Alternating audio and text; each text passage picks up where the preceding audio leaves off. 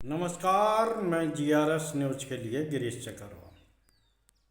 आज का ब्लॉग में आज दिल्ली में होने जा रही इंडिया गठबंधन की बैठक की ओर केंद्रित करना चाहूँगा।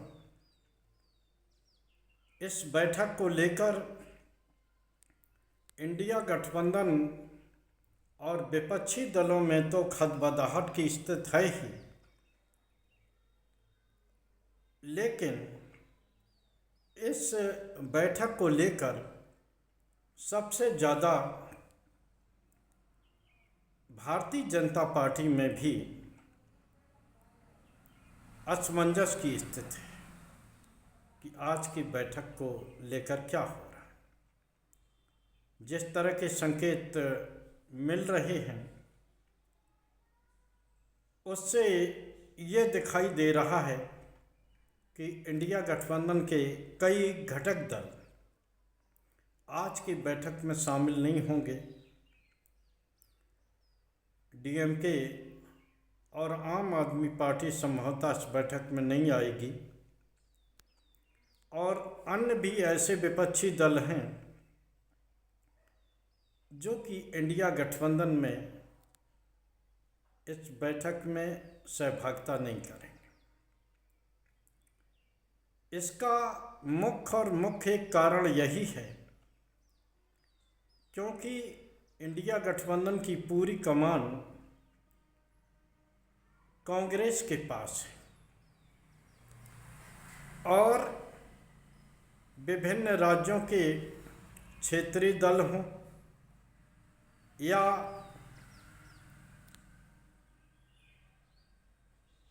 अन्य कोई ऐसे छत्रप जो कि खुद को कांग्रेस के साथ मात्र इसलिए असहज महसूस करते हैं क्योंकि उन क्षेत्रीय दलों ने कांग्रेस के वोट बैंक पर कब्जा करके ही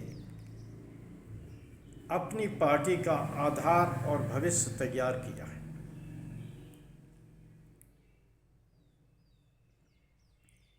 छोटे छोटे दल किस प्रकार से तोड़े जा रहे हैं, सरकारी एजेंसियों के सहारे किस प्रकार से क्षेत्रीय दलों को, यहाँ तक कि उन दलों को भी तोड़ा फोड़ा जा रहा है जो कि जब कभी भारतीय जनता पार्टी के साथ सहयोगी के रूप में रहे। ममता बनर्जी का ताज़ा उदाहरण है कि वो एनडीए की एलाई रहे हैं और उन्होंने किस प्रकार से कांग्रेस को अपने बंगाल में स्थान नहीं दिया, ये सभी ने अच्छी तरह देखा है। हालांकि इंडिया गठबंधन में वो कई बार खड़ी होने की कोशिश करती नहीं, लेकिन जब पश्चिम बंगाल की बात आ जाती थी और इसकी अगुवाई कांग्रेस को मिलने की बात आती थी तो निश्चित तौर पर ममता बनर्जी खुद को असहज महसूस कर रही। आज जो पश्चिम बंगाल में चुनाव हारने के बाद जिस तरह से टीएमसी की हालत है, जिस तरह से उनके 80 में से 60 विधायक अलग गुट बना के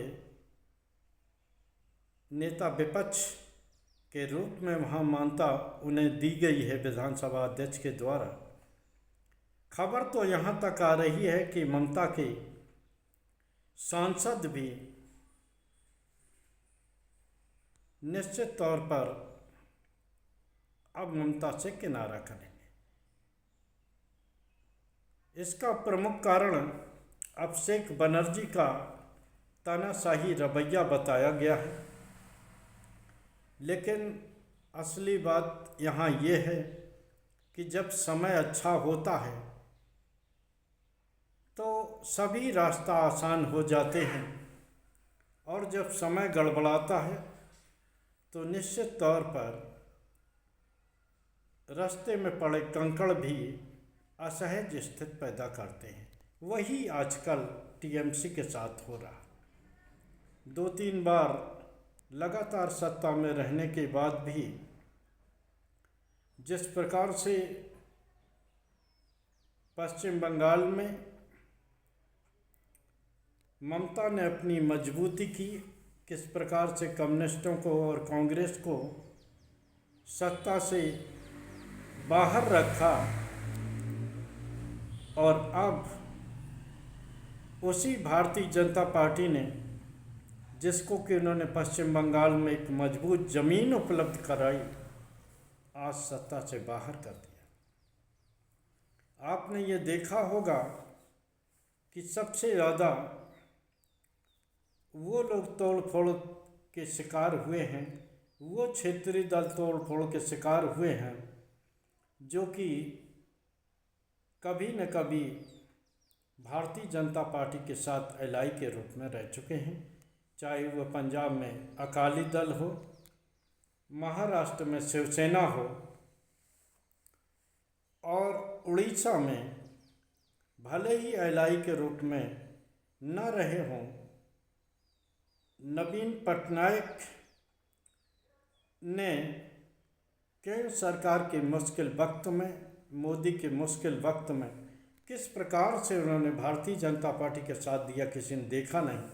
लेकिन क्या हालत उनकी हुई। बिहार के नीतीश कुमार किस प्रकार से सत्ता से बाहर किए गए, और अब रहे बचे जो क्षेत्रीय छत्तर रह गए हैं, उनका भी खात्मा निश्चित तौर पर आगामी चुनाव में भारतीय जनता पार्टी कर ही देगी। क्योंकि जिस तरह से भारतीय जनता पार्टी ने चुनाव आयोग से लेके विभिन्न संवैधानिक पिलरों पर अपनी मजबूत पकड़ बनाई है, निश्चित तौर पर आप तय मानिए कि कांग्रेस मुक्त गठबंधन का नारा लगाने वाली भारतीय जनता पार्टी आप क्षेत्रीय दलों को खत्म करती हुई दिख रही। अब 26 में भी 5 राज्यों के चुनाव हैं। लगातार चुनाव का सीजन चलेगा, और इस चुनाव में किस तरह से भारतीय जनता पार्टी खेला करेगी, ये तो देखने वाली बात होगी। अगर एकजुट न हुए, 2024 के चुनाव परिणामों की बात जब हम करते हैं, जबकि पहली बार भारतीय जनता पार्टी बैसाखी के सहारे केंद्र की सत्ता में आई, तो उसका मात्र एक कारण ये रहा कि इंडिया गठबंधन में लोकसभा चुनाव में इंडिया गठबंधन मजबूती से चुनाव। लेकिन थोड़े ही दिन बाद विभिन्न राज्यों में होने वाले चुनाव में जिस प्रकार से इंडिया गठबंधन के साथी आपस में ही टकराते दिखे, उसने ये जता दिया कि निश्चित तौर पर अलग अलग लड़के भारतीय जनता पार्टी को परास्त नहीं किया जा सकता। आज भी वही स्थिति है।